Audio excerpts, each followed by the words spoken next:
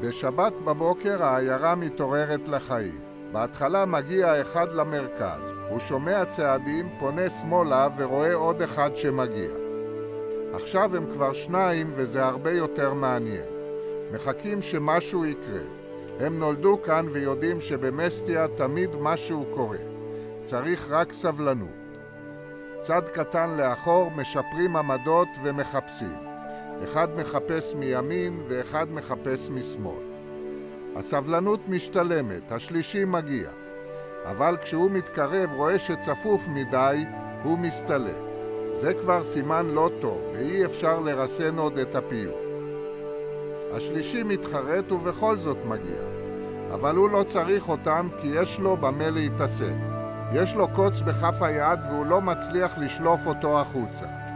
את החברים לא מעניין הקוץ של השלישי והם מחליטים שמספיק עם האקשן ופונים לספסל לנוח. וכך מסתיים לו עוד בוקר במסטיה.